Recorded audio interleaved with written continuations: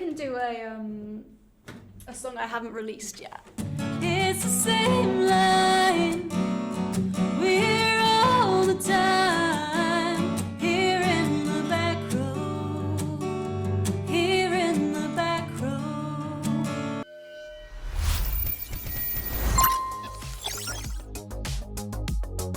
Our guest today is a musical genius. She started off street performing in the London underground and then rapidly made her way up the industry. Having took to Twitch and finding massive success there, she released several popular songs like Vapor and The Deep. From busking on the London underground to accumulating nearly 50,000 followers online, she has completed a lifetime achievement of winning the Debut Album of the Year award from the FATEA FATEA, I don't know how to pronounce it. FATEA, no one's really sure. I'm excited to welcome ZoeWrenMusic. Zoe, welcome to Streamforge Radio. How are you today? Good. Thank you so much for having me. Great to be here. Absolutely. It's a real pleasure. And I gave some of your background away in that intro, but starting off doing street music or music on the subway, really, in London, what got you to decide to start performing there in the first place? Well, thanks for that intro, by the way. That was like the nicest intro I've ever had. I felt like that was a lot of pressure to live up to. But yeah, I started busking on, I feel like, I don't know if that's like a UK term, busking. I've never heard it, but Yeah, so that's like, street performing, I guess. But I started doing it, on the streets in the market when my dad worked as a kid, and then just kind of realized that it was a really great way to complement like trying to make a career out of live music, because you could obviously earn a living. It was a little bit more reliable in that you could decide your own hours of when you busked rather than rely on promoters to book you for gigs, and also just a great way to try out material and gain confidence, which you kind of need at the beginning, or at least I did. For sure. So you must have started young playing music. Yeah. I mean, I've been playing music most of my life. I probably started gigging, when I was like 15 or something like that. I did some open mics and then accidentally got booked for some gigs because they thought I was a singer-songwriter, and I wasn't at that point. And then I was like, oh man, I better write some songs and become a singer-songwriter so I can play these gigs that I've just agreed to. So yeah, kind of went from there. I mean, doing open mics at 15 is quite impressive in many ways, I think, you must have a lot of confidence to be able to just go there and do some gigs that young and then go busking, Are you a confident person? Not really. I feel like I am, maybe more so because of that. It's definitely character building, I'd say it's a good experience for any 15-year-old to do.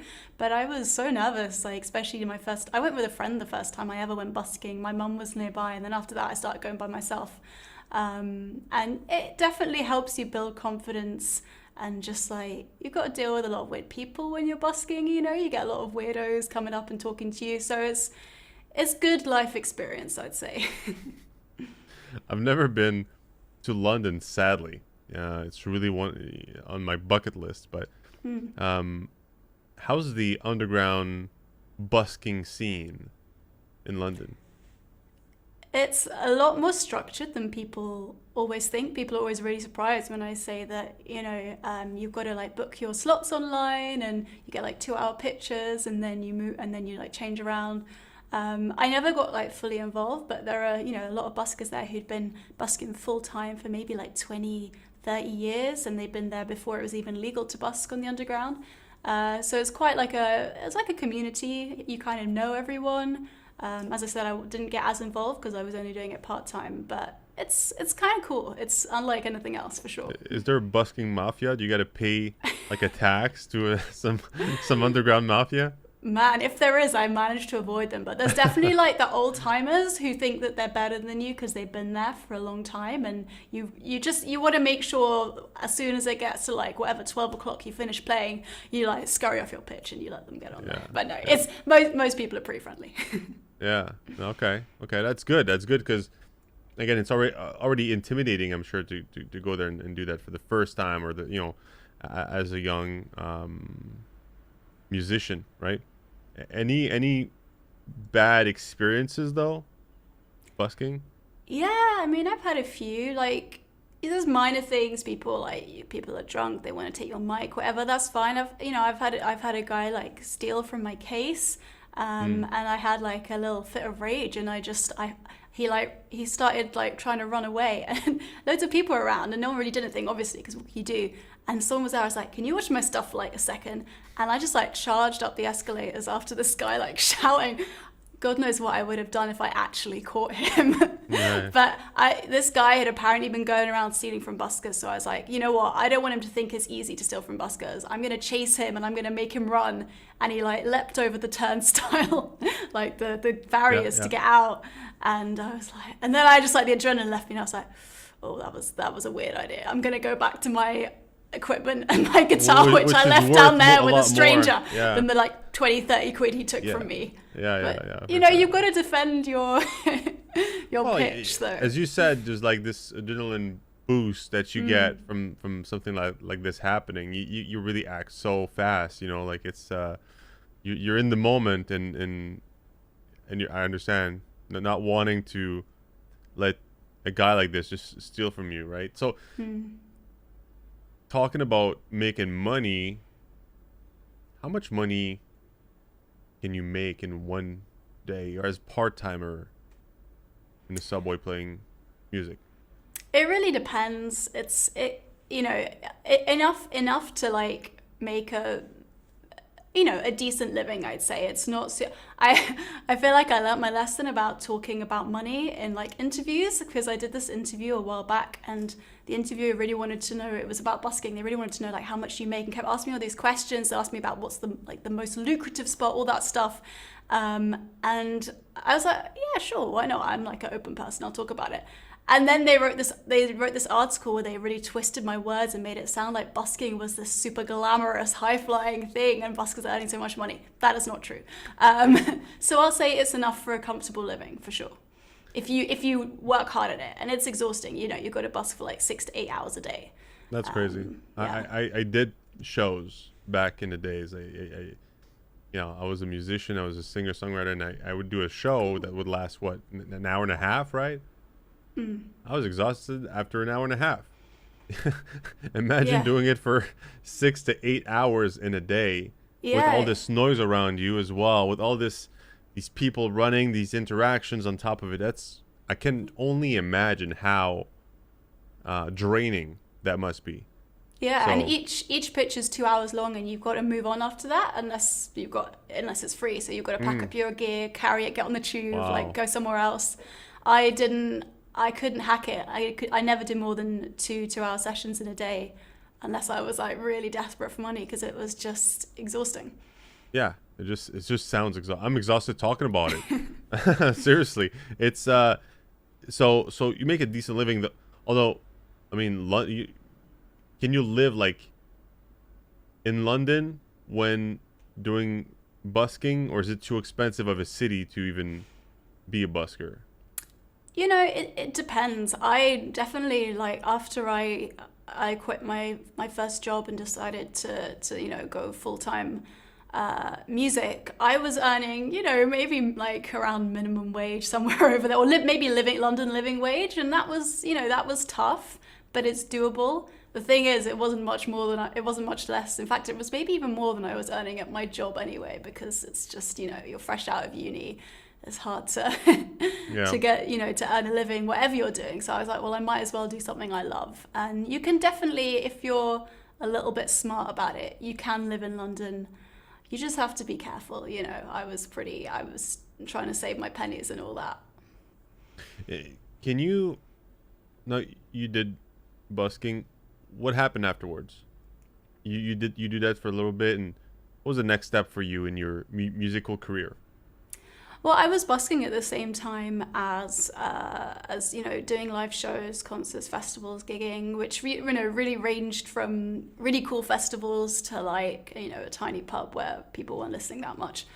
So all kinds of things, and then that was I felt with that, like I'd keep getting to a point where I thought I was building momentum and then nothing would really happen. And then it would start again. So it was a little bit up and down. And then, the pandemic hit and all of my gigs got cancelled. I couldn't busk anymore. I had literally nothing to do. And that's when I discovered live streaming and kind of really changed my whole outlook on music as a career. Before we go into Twitch, because that's really, obviously, we see your setup. If you're on YouTube, you'll see the setup, Zoe here. But we'll talk about Twitch for sure. But I'm curious, busking was it like banned during the pandemic in London? Oh yeah. Okay. I still remember my last busk. This was right in the early stages, and they were like, "Yeah, we don't know what's going to happen. You can busk for now, but like they might introduce face masks and that kind of stuff." And I remember going down Piccadilly Circus, being like, "This might be my last busk for a while," and that was my last busk ever. And then they just stopped it. You weren't allowed to busk, understandably, you know. And you never went back. No. Do you miss it? Not really. I get nostalgic about it. Like it was it's like a cool thing to look back on in my life, but I don't really have the urge to go back down in the underground and do it anymore. So now Twitch. So the pandemic, just like, you know, I guess I think a lot of creators on Twitch today just saw this as an opportunity to continue to develop your passion with an audience online, right? Were you a Twitch fan before? No, I didn't know anything about it. I'm that like pandemic Twitch streamer. I literally didn't know anything about it. My partner, my husband, who was my partner at the time, told me about it, and he was like, "This sounds kind of cool." He'd watched a bit of Twitch. He wasn't like an avid gamer, but he kind of knew about it, and he introduced me to it, and I was like, this could be fun. It took me a while, maybe a month or so of dragging my feet to actually get on it. But I kind of thought it was going to be like busking, like similar to that. You know, people would pass by, pop in and out, maybe like drop a couple of pounds. Like I kind of thought that'd be it, just a way to not get rusty until live stuff came back. And so, do you remember your first ever stream on Twitch? Yeah, technical disaster. Just like problems with internet. Luckily the sound wasn't that. The sound was like the one thing that was kind of okay from the start, but it was super like nothing fancy at all. Nothing like all the setup that I've got here. I was using, at that point, everybody was ordering webcams, and you couldn't get a webcam for love nor money. So I was using like my phone with a little like free app that turned it into a webcam. It wasn't very high quality. And there were like 3 people watching, probably one of which was my mum, one of which was Tris, my husband, and like maybe one other person. I don't know. It was like, yeah. Yeah. Well, that's how you start. That's how you start, yeah. and now you grew to over 50,000 followers. How did your perception of Twitch change over the years and months since you've started? I just realized a lot more that it was, you know, it was this community, and it's people are in it for the long run. It's not just, you know, people come and go. I mean, obviously they do, of course, but it's not just busking online. Exactly. It's not just busking online. You build up relationships with people that keep coming back, and there are people I've known for like, you know, 2.5, nearly 3 years on there, who've like been there since the beginning, people that I've, you know, met in real life. I went to like Canada and met up with some Twitch people and did like a little Twitch gig there, and like crazy things like that I would never have expected going into it. And how about I'm going to go back to the financial side of things, but you know, we talked about a bit like what it's like to busk financially. What about Twitch? Like was your relationship with the money and Twitch when you first started? Were you excited about making money, and did you see that as an opportunity to make a living off it? I was very skeptical to begin with. Like when my husband told me about it, he was like, yeah, like these musicians, they just like play, they even just do their practice. And I was like, no one's gonna pay me money to like practice guitar on a webcam online. So I was very skeptical about that. And quite surprised when I started making money, to be honest. Quite surprised. Are you making more money than when you were busking? Yes, definitely. Fair to say. Okay. It's, I was pretty broke before, so yeah, it's nice to actually like earn a good living now. Yeah. And like be able to reinvest it in the stream and buy more Yeah. equipment and instruments, and that's where most of it goes. It goes back into the music, which is the dream. Yeah, absolutely. I see. I like your setup there. Thanks. So you reinvest that money into gear. You see Twitch as more of a kind of a practice session online in front of people, right? Well, not really, actually. That was maybe at the start. At the start, yeah. Yeah, now it's very much like it's a performance, and it's also like, but it's more casual. It's like a hangout, and I play music and we chat. It's definitely a bit more structured. Like I have song requests, and I tend to play songs that I know unless I'm learning them on stream. Yeah, and so that's where I want to go. So it started as a practice session. Now it's more of a community gig. I'll call it that, maybe, right? Where does it fit in your musical career? Because I want to talk about the award that you won, debut album of the year, which is quite a feat. But how did Twitch help you get to getting that award, if it had any impact at all? I don't know, like it's hard to know what any kind of direct correlation is. But I'd say Twitch has just really made me like grow as a musician a lot, because I've been doing, I'd say in most streams I'm doing things way out of my comfort zone. I do these things, I do live learns on my stream, where like usually 1 or 2 per stream. People can, if they want to pay a bit more, they can request almost any song within reason, and I'll learn it live on the stream. And there have been like all kinds of genres. I'm a folk singer songwriter, and I've learned like rock and metal and jazz and like pop and all kinds of things, and like I think all of that pushes you a little bit. So I think that just like has widened my horizons, and I've learned so many new songs and techniques and styles because of my Twitch community, and I guess that has maybe fed back into what I do as a musician. So the album that got you this award, when did you win that award, first of all? Good question. I think I released the album in 2020, like September maybe. I can't even remember. Okay. It was like mid lockdown for sure. And I'd kind of started writing most of the songs like over the last couple of years. So some before I joined Twitch, and then kind of really focused on that album, I guess during the lockdown when I wasn't gigging and I had more time. And I definitely learned a lot about like production and the technical side of things. And myself and Tris, we produced it together, and did all the. Actually, no, sorry, that's not true. we did half of it together and half with the producer that I've worked with on some other stuff. But there was a lot more of my own input in it, and I don't know what that affected. But it was definitely really cool to win that award from FATEA. I remember like they have a radio show, so I was like listening on the radio, just kind of chilling, not really expecting anything, and that was really awesome. And it felt, I put a lot into the album, obviously, like all musicians do, but that felt really great. Yeah. And did you ever worked on songs live on stream, or was the stream more about doing cover songs?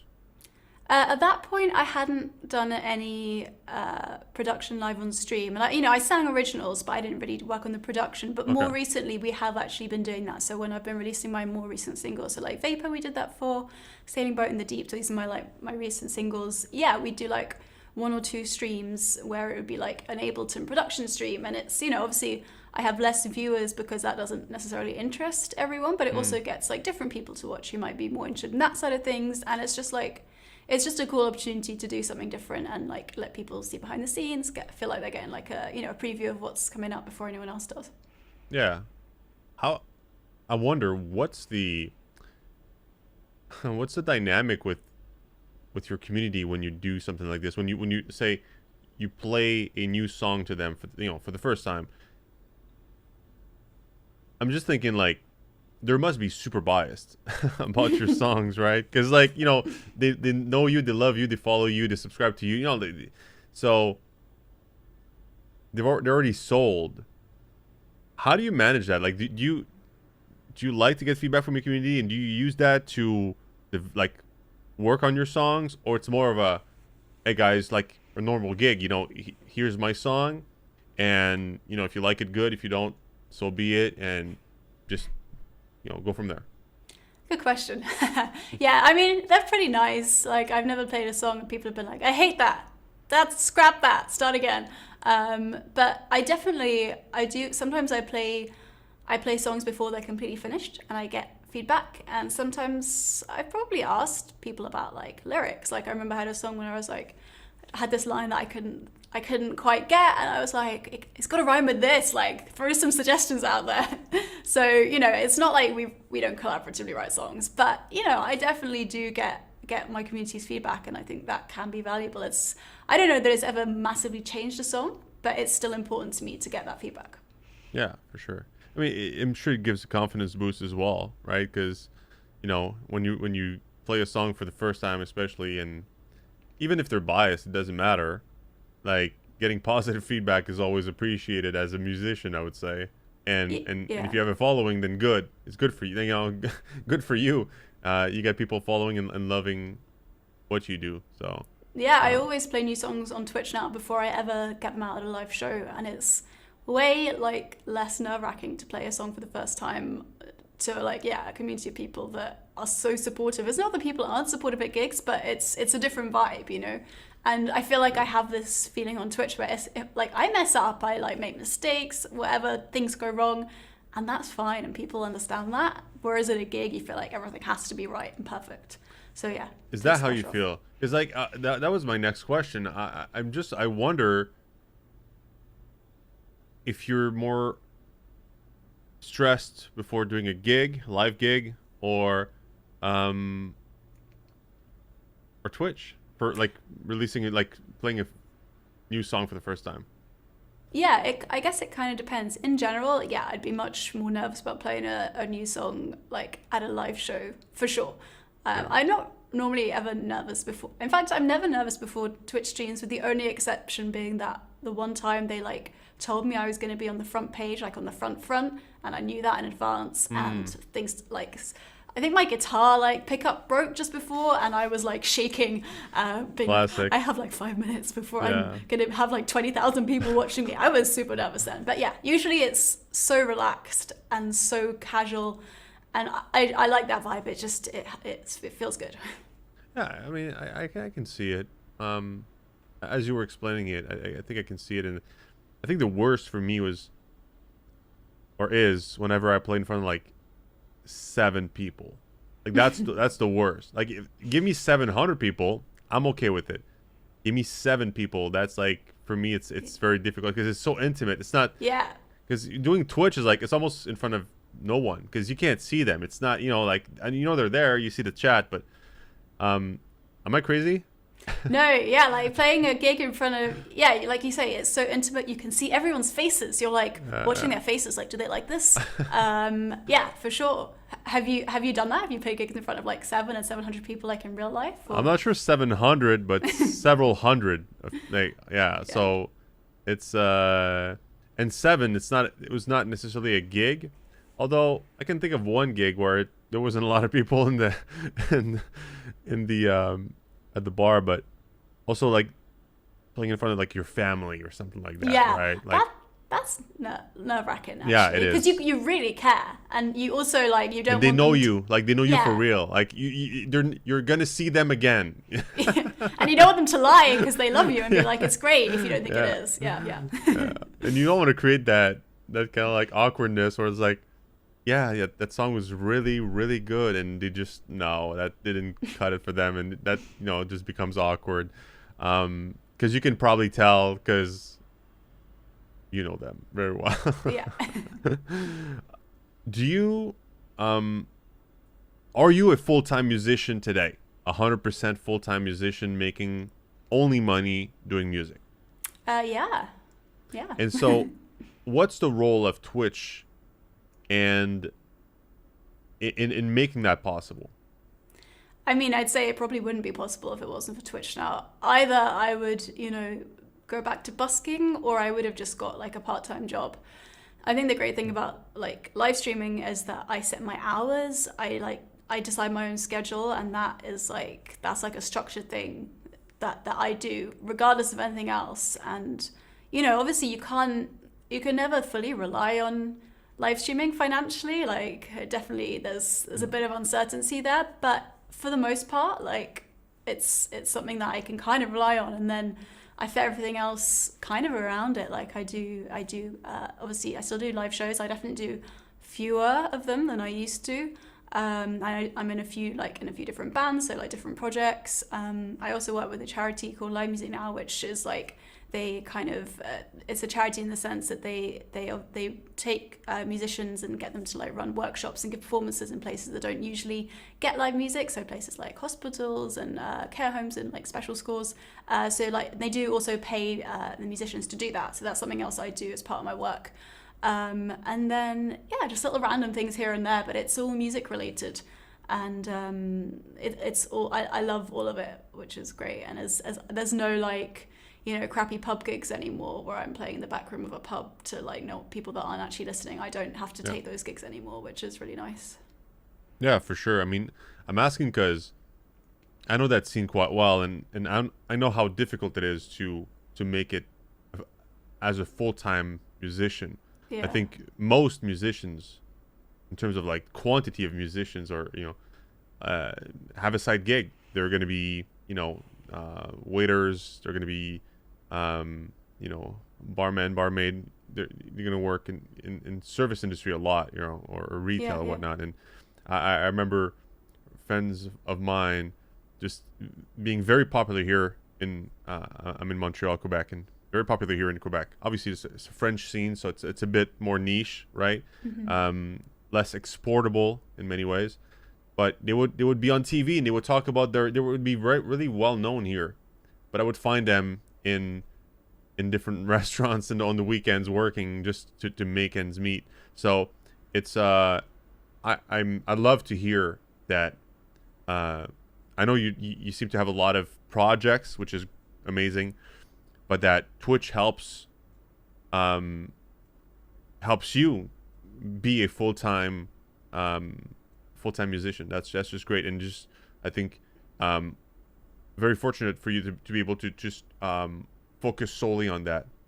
Yeah, must be very helpful. It's like the glue that holds it all together. I don't know what I'd do without it, to be honest. Yeah, for sure. You said a few bands. How many bands are you in? Well, so obviously I play solo. I also have like my own trio, which is kind of a couple of really awesome session musicians that I play with as a trio. Then I play in a duo called Roswell, and we do kind of Americana indie stuff together. I also play in a kind of a trio with like two other songwriters, singer-songwriters, and we kind of mix all our stuff together. And then probably random things here and there, but those are the main ones, yeah. There's more? Sometimes little things pop up. But yeah, that's like the main part of it. But I'm gigging a lot less than I used to. Yeah. Just because, gigs often don't pay that well. And, I was going to say, rather start a Twitch stream, it's better pay. And I'd rather just do less of that and be able to do the gigs, the live shows that I really enjoy, because at the end of the day, like no one goes into music for money. We do it because we want to enjoy it. So I don't have to do those gigs that you don't really enjoy. Mm-hmm. It's better to do the ones that, even if they don't pay as well, they are just a better experience as a musician, and just be a bit more selective with that. Absolutely. You talk about charities. I have a note here about a charity that you're running called Singing for Prisoners. Yeah, I don't run it, but I used to like work with it. Yeah. You used to work with it. But you don't do that anymore? No, so this is something I did while I was at uni. It started off as kind of part of just like the music faculty of my uni, and then they dropped the funding for it, and like the students that were on the committee for it, we kind of decided to like make it separate. We did the 3 Peaks challenge to raise money, which is where you have 24 hours to like get up and down the 3 tallest mountains in like England, Wales and Scotland that was a traumatic experience, but it was worth it because he raised a lot of money. And now one of my good friends. So wait, within 24 hours. Yeah, you've got to like start, do mountain, drive, mountain, drive, mountain. Was that 3? I lost count, but yeah. So like, you know, we started at like 4 a.m. and finished a little late because we're going to blame it on the traffic. We were a little late. That is insane. We did one mountain in pitch darkness and with in a storm. It was not pleasant. Wow. How is that impacting the charity though? Because was that like live streamed or something? Like how do you? Yeah, no, we didn't live stream it. That's a good idea though. No, we got sponsored to do it. So for the months leading up to it, we were like, hey, we're gonna do this crazy thing. Will you sponsor us so that we can raise money for this charity, basically. Why prisoners though? What did you work for, or did you participate in a singing for prisoners specifically? So it was like, it started off as local prisons around Cambridge, which is where I was. So it was, I can't remember the exact names of the prisons, but there were like 3 or 4 that we'd go to. So you'd basically like take a group of musicians in, and we'd have a few songs, and we'd basically go in for the day. We'd meet up with the residents there. We would like teach them some songs. We'd sing together, and then put on a concert at the end of the day. And it was just.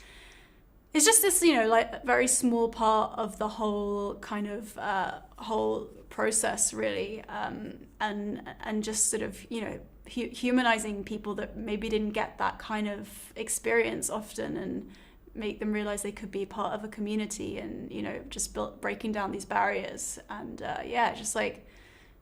I think it made like a real difference to both the residents and the staff in the prisons as well. Often they were like super understaffed, like didn't even have enough space. Like there were definitely like a lot of really tough situations there, and I think it's easy to forget that people that are in prison, like the ultimate aim for, well, at least the kind of prisons that we were going into, was that they want to come out again and get back into society. So like that's just music can help with that in a small way.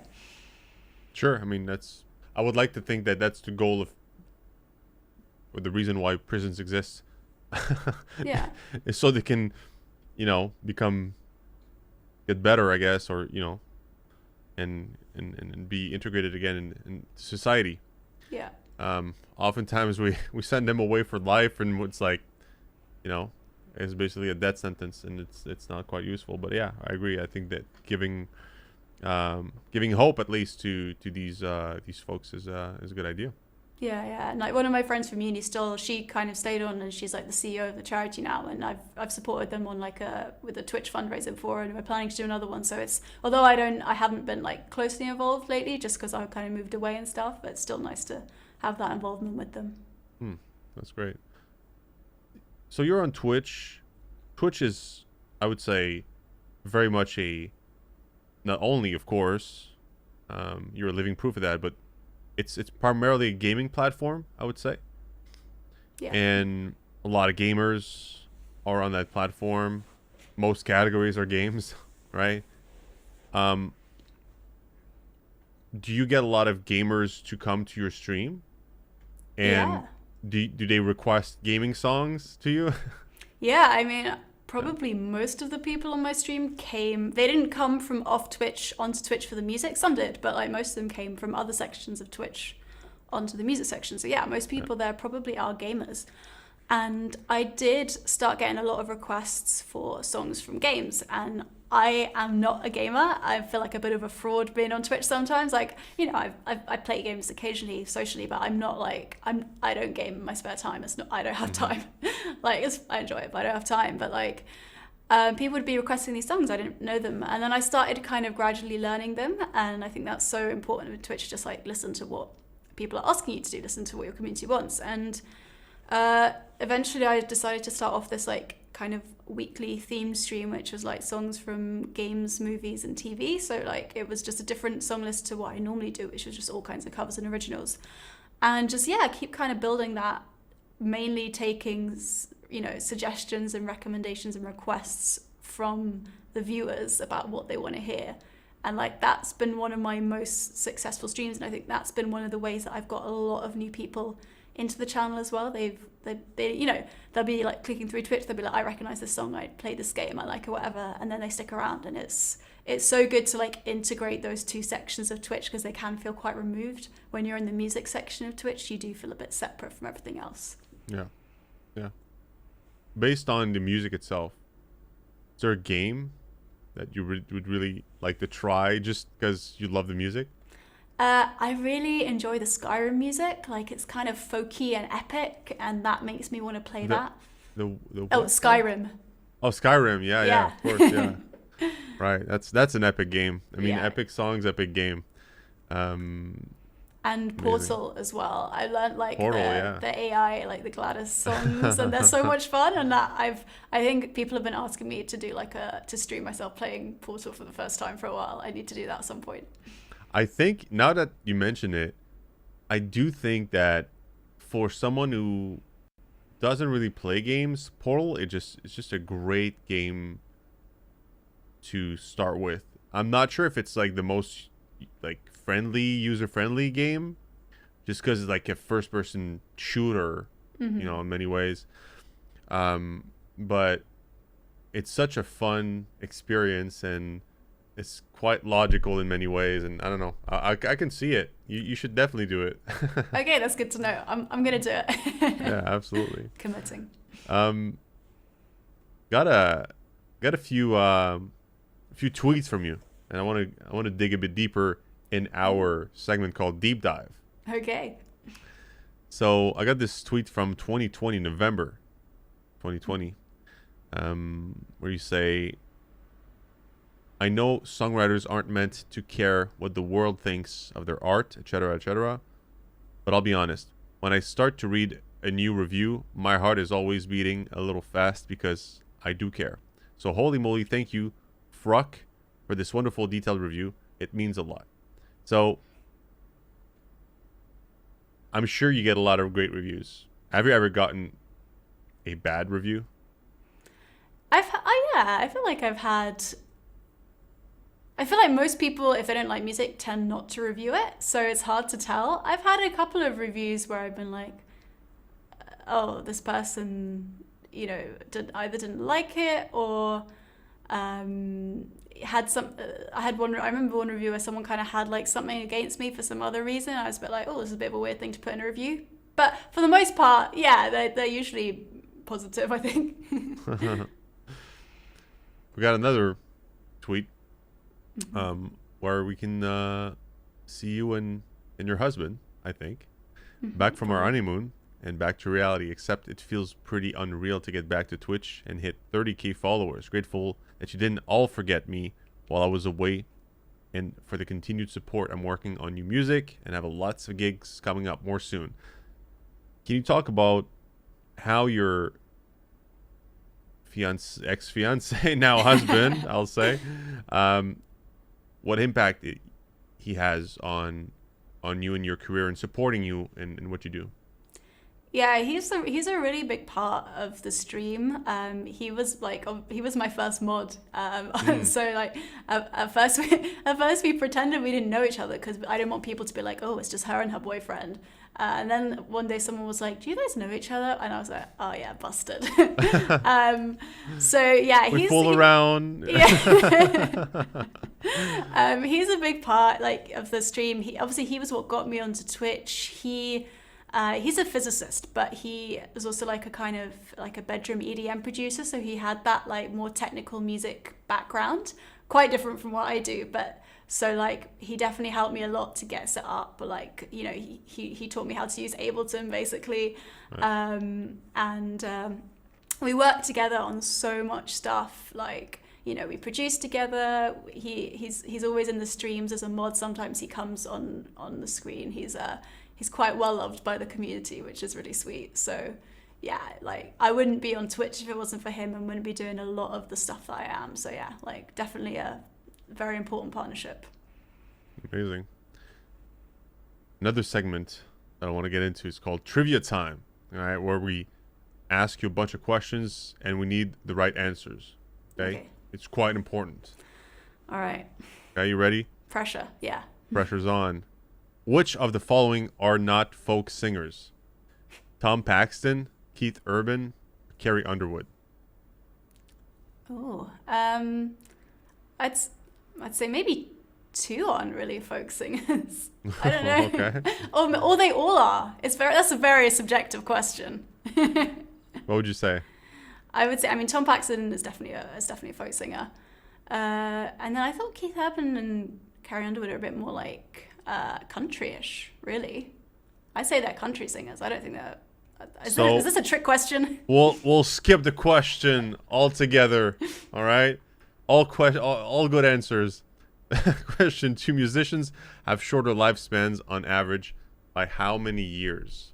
Musicians have shorter life. Well, probably a lot of years. 10, 14, or 25? Is this real? I'm not sure. These are not my questions, okay? So I'm not even sure. I'm gonna go in the middle. Like, I'm gonna say 14. Also, all the drugs and the drinking. Listen, I got 25 here, so I'm just saying. It's the 27 club. That's what's bringing it down, which is where I'm currently at. So I'm just gonna hope I make it to 28. I mean, you look healthy, so touch wood. You're maybe on a roll for me, maybe even 29. Who knows? Got a few more years left to me. Yeah. What percent of people feel nothing for music? Nothing.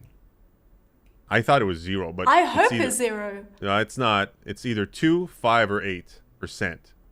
2, 5, or 8. That's the saddest thing ever, right? Like 2. Nothing. 2, surely 2. Is it your final answer? Yeah. I think I'm wrong though. It's 5%. 5%. Imagine that. That's crazy. I can't imagine it. Yeah, it is crazy. Real sad, but 5% of people on Earth don't feel nothing for music. But if you don't know what you're missing, it's probably not sad for you. They probably got something else that that they enjoy. So well, we're just sad for them. They don't mind. I'm sure there's a stat of like how many people feel nothing ever, and there's probably like 0.02%, and there's like a couple of hundreds of folks that feel nothing. That's the saddest thing. We salute them. So who hosted the second largest ever free concert? Rod Stewart, Jean-Michel Jarre, or Drake? The second largest free... I don't know. Rod Stewart? I probably butchered that name. It's Jean-Michel Jarre or Jarre. Yeah, I probably... I'm French and I butchered a French name now. Whatever. What is the oldest instrument ever found? Is it the Neanderthal? Yeah, flute. The Paleolithic. Man, I gotta talk to my producer. Yeah, it's like, come on, dude. Like, that's not helping. Paleolithic drum set or Egyptian tambour? It was the tambour, flute. Yeah, it's a flute. Thank you. And I know that because it was found in Slovenia, where I'm half Slovene. And it was found in, I think, near Bled. Okay. Redeeming myself. How old is it? Oh, I have no idea. No, there. All right. It's actually no, I don't have that information. What type of instruments were the ancient Romans famous for? Is it percussion, wind, or string? Oh, I feel like, are they famous for anything? I don't know. Strings, maybe? It's wind. Actually. Wind. Oh, yeah. Okay. Yeah. I guess I'm not up on my Roman history. Which Britney Spears, careful here, which Britney Spears song does the UK Navy use to scare off pirates? And I guess that's not a joke. It's either Give Me More, Toxic, or Oops, I Did It Again. Just trying to get myself in the shoes of a pirate. What would scare me? Oops, I did it again. That is the right answer. Oh, really? Actually, yes. I need to find out more about this. That's hilarious. What celebration was Jingle Bells originally meant for? Thanksgiving, Easter, or Independence Day? Oh. Clearly not Christmas. Okay. Well, it's got to be Thanksgiving, right? Just seasonally. It is. Yeah. It is. Good call. Snow. Yeah, makes sense. How much did the most expensive violin ever sell for? Is it 15.9 million, 73 million, or 320 million? As a non-violinist, would you know that? Ooh, I don't know. So that would be a Stradivarius, I guess. I'm guessing. The middle one, maybe? What was it? Like 80, 70, something like that? 73, yeah. But it's not. It's actually 15.9, which seems low to me. Actually, Well, it seemed pretty high until I heard the other two numbers. Right, exactly, right? Yeah, that's true. And the last one. What is the most profitable song of all time? Is it Drake's God's Plan, Mariah Carey, All I Want for Christmas Is You, or Happy Birthday? Well, I don't think anyone's profiting off Happy Birthday, so I'm going to go All I Want for Christmas Is You. Well, clearly someone or something is profiting from Happy Birthday, because that is supposedly the most profitable song of all time. Who? I want to know who's getting those royalties. Yeah, me too. Someone is somehow. Whenever you sing it, I don't know. I mean, that is for sure the most song in the world. I just kind of assumed that we didn't have any idea who wrote it. So maybe we do. Again, I'll have a lot of questions for our producer on this trivia. Zoe, I gotta. I'm not sure when we haven't talked about it before the starting the podcast, but if you're set up for it, would you play us a song today? Oh yeah, I'm kind of not set up for it, but I guess I could do something like acoustic. Yeah, of course, Yeah? absolutely. Yeah, I'd love to. It's a shame because I nearly went through Ableton. I was like, oh yeah, then I'd have like some reverb and I can do a song I haven't released yet. Oh, that's beautiful. Excellent. Zoe Wren. So yeah, if I'd had some warning, I'd have some nice, some EQing, some reverb, all of that. But we'll go stripped back and fully acoustic. Let me just check I'm in tune.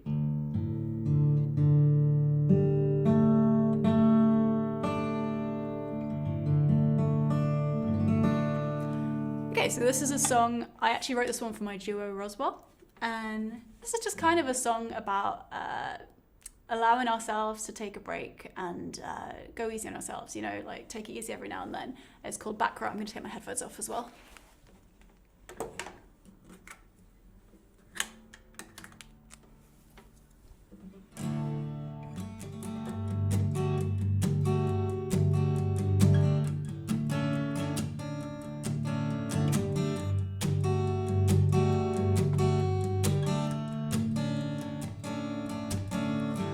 Tired of this race.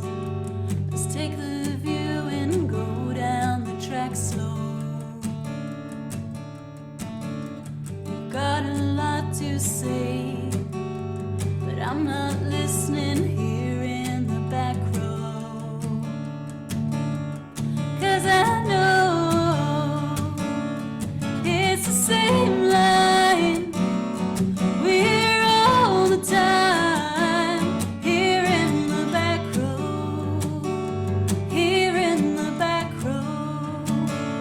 And it's no game, play it over again. So I'm here in the back row.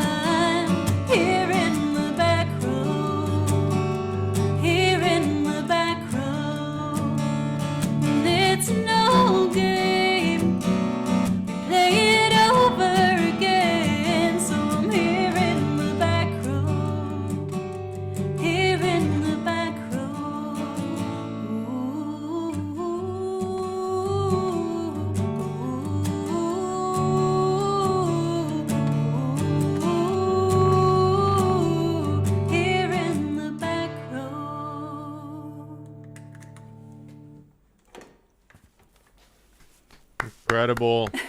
Beautiful. Thank you. Absolutely incredible, guys. This is Zoe Wren.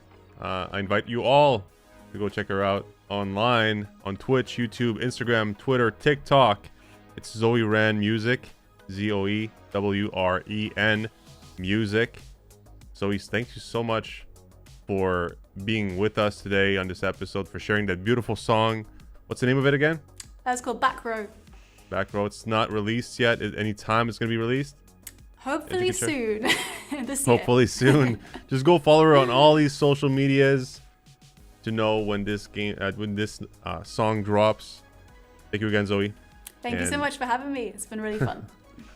Thank you guys for listening. Don't forget to like, subscribe. Come back next week for another episode of Streamforge Radio.